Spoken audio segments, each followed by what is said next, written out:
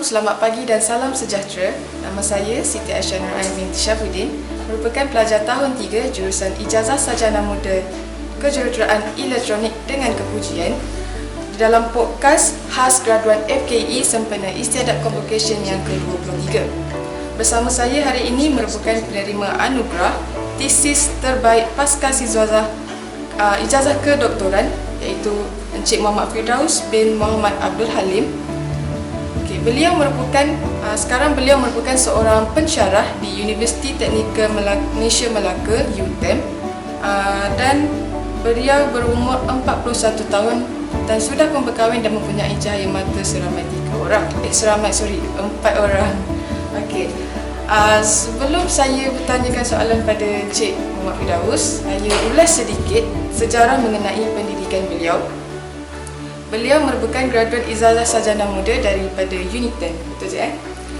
Kemudian beliau meneruskan master di Rosenheim, Jerman, dan akhirnya beliau meneruskan pendidikan sehingga ke peringkat PhD di UTHM.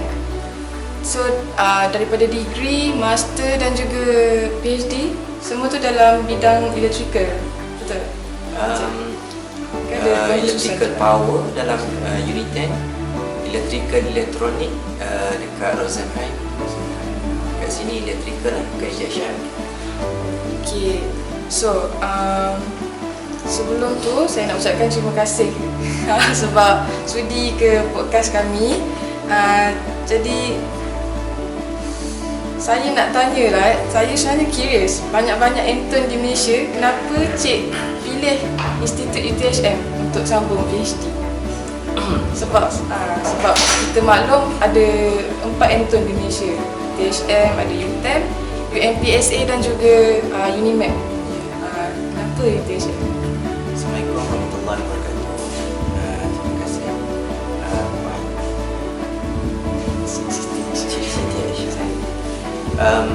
Sebenarnya saya diberi peluang untuk menyambung pelajaran PhD daripada majikan saya, iaitu Universiti Teknikal Malaysia Melaka,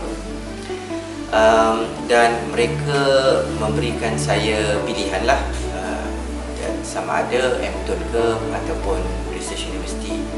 Jadi setelah mengambil kira jarak, saya memilih UTHM. Pada masa yang sama, bidang yang saya khususkan memang kenalah, di mana saya lebih kepada bidang electrical machine dan juga machine design. Jadi dekat sini kita ada dekat UTHM kita ada seorang profesor yang sangat berpengalaman dan telah mengeluarkan ramai graduan di peringkat master dan PhD, iaitu Profesor Herwan. Oleh sebab itulah maka saya telah memilih UTHM berbanding dengan universiti lain di Malaysia, di samping dengan lokasi lah, dan juga suasana yang ala-ala damai kampung yang Tenang-tenang. sangat saya impikan lah. Bila kita dah berada di bandar tu, kita kembali ke kawasan seperti ini, kita rasa damai. Terima kasih untuk tu. So Cik sambung PhD ni secara full time atau part time? Kami untuk saya secara khususnya saya perlu sambung dalam mode full time. Jadi kami diberi cuti lah daripada bekerja sepenuh masa. Bila sepenuh masa tu maksudnya sebab Cik kan merupakan seorang pensyarah. Jadi bila mode full time tu tak ada kerja, Tak ada kerja. pensyarah. Kemudian Cik PhD selama berapa tahun? Saya mula pada bulan 9 2019. Saya viva bulan 7 2021. 22 ya. Tapi saya dapat senat bulan 11. Jadi lebih kurang 3 tahun 2 bulan lah. Sekejap.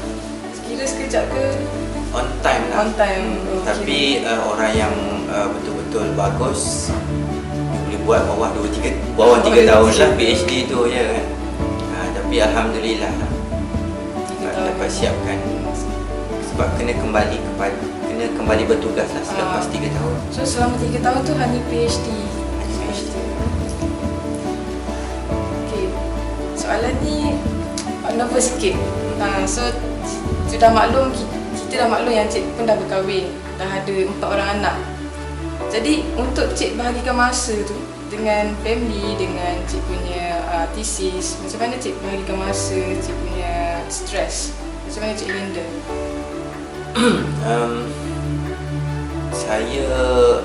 Saya ada kelainan sikit lah daripada mungkin orang lain, di mana saya punya seorang isteri yang sangat membantu lah. Di mana dia pun suri rumah sebelum masa. Oleh sebab itu banyak urusan kaitan dengan rumah beliau sudah ambil beban tersebut daripada saya. Maka dalam satu hari itu memang saya meletakkan 8 jam.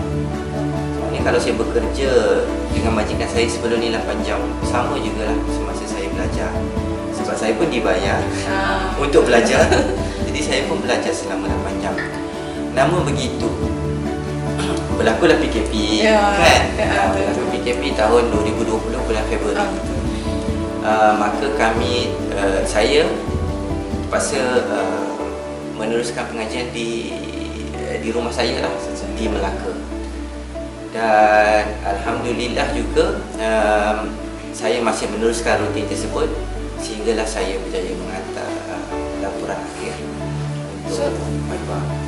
So selama PKP tu adakah macam selama PKP, of course kita online class, online research. So habis PKP tu cik pulang alik Melaka juga?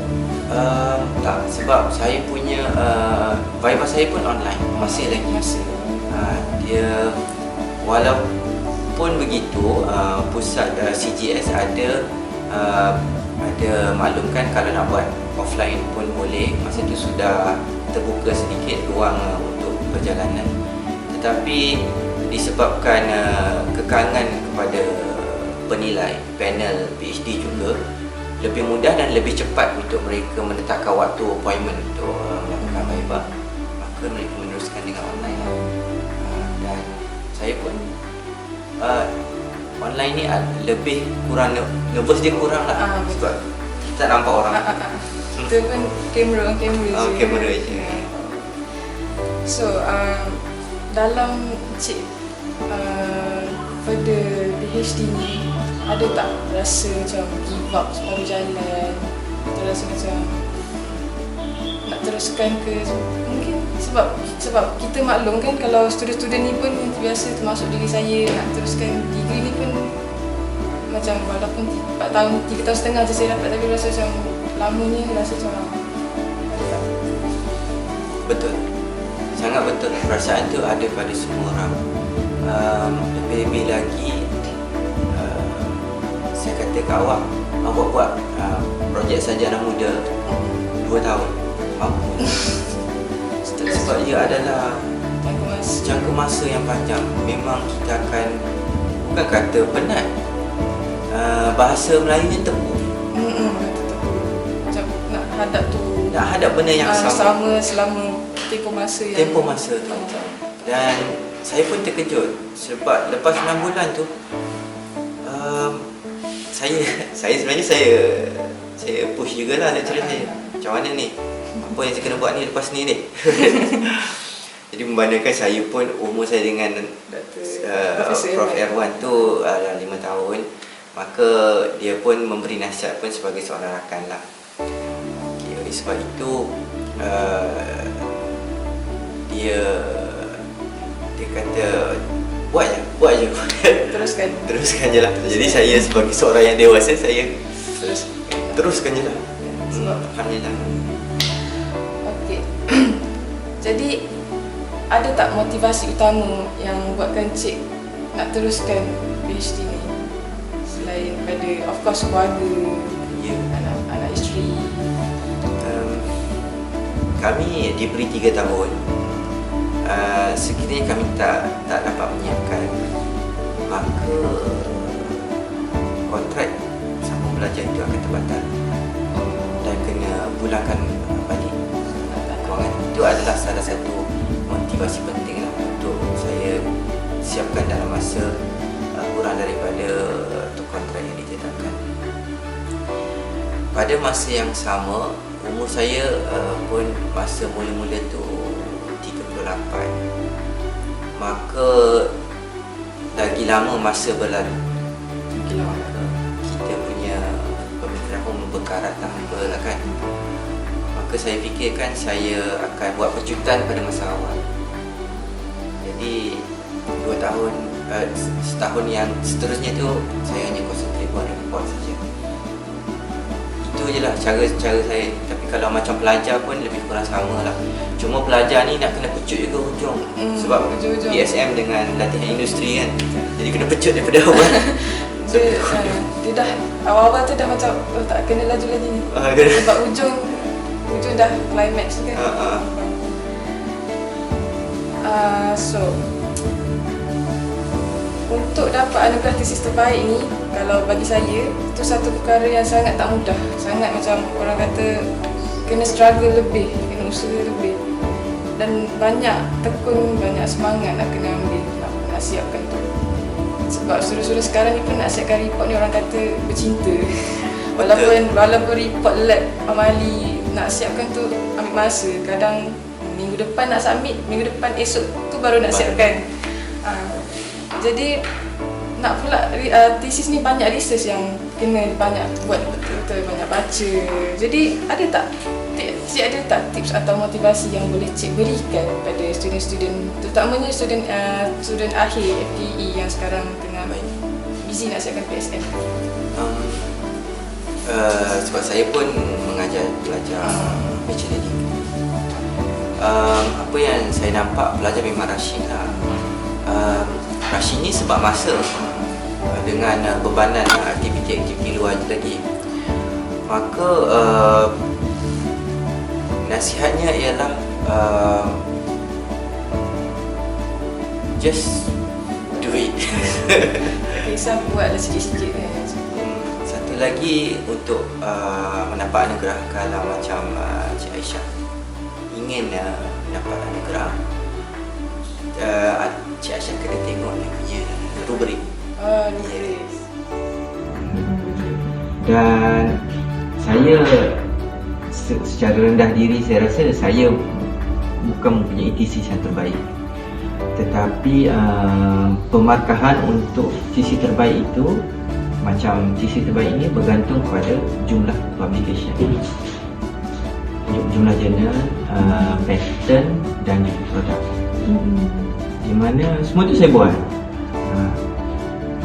Dan juga saya perlu habiskan dalam sebelum 4 tahun. Kalau nak compare dengan rakan-rakan postgraduate yang lain, saya rasa tesis saya ni bukanlah yang terbaik. Mereka banyak yang lebih baik. Tapi mereka punya mungkin mereka disebabkan mereka melaksanakan projek yang sukar, maka mereka tak dapat menghasilkan publication dalam masa tersebut. Kerana mungkin projek yang sukar yang mempunyai high impact, dia mungkin boleh cecah sampai 6 tahun. Lagi lama. Dan juga mereka pun nak kena rushing nak buat report. Sedangkan saya melakukan projek yang 3 tahun dan saya siapkan 2 tahun. Pada masa yang sama saya concentrate kepada publication. Jadi lagi singkat. Nak kata projek tu ada impak ke tak ada impak, itu bergantung kepada panel. Tapi kalau kita kata kita nak capai satu requirement untuk siapkan PhD tu, bergantung pada objektif. Objektif macam ni, A, B, C, siap, cukup. Write paper, buat pattern sikit, Betul. InsyaAllah dapatlah thesis terbaik. Masuklah Cik Aisyah sendiri untuk dapat anugerah diraja kan. Allah, insyaAllah. Kena tengok requirement dia. Requirement. Lepas tu tik ini dah InsyaAllah dapat. Diraja tu. Betul. Tapi ramai sponsor kan. So, Macam-macam company sponsor. betul. So, sebelum kita tutup podcast kita pada hari ini, saya mewakili seluruh warga FPI nak ucapkan lagi sekali tahniah kepada Encik dan ribuan terima kasih kerana sudi datang ke studio kami untuk podcast. Jadi saya nak juga ucapkan terima kasih atas tips-tips dan juga kata-kata semangat yang Encik berikan kepada kami dan juga pelajar-pelajar FPI. Dan saya berharap insya-Allah pada masa akan datang, mana tahu saya boleh jadi salah satu student pada Liton, insya-Allah Liton satu hari nanti. Jadi saya berharap Cik sentiasa maju dan sentiasa Cik dan keluarga sentiasa di bawah lindungan Allah, insya-Allah. Dan semoga saya sekali sekali tahniah atas penerimaan anugerah tesis terbaik ijazah kedoktoran. Terima kasih Cik. Terima kasih kepada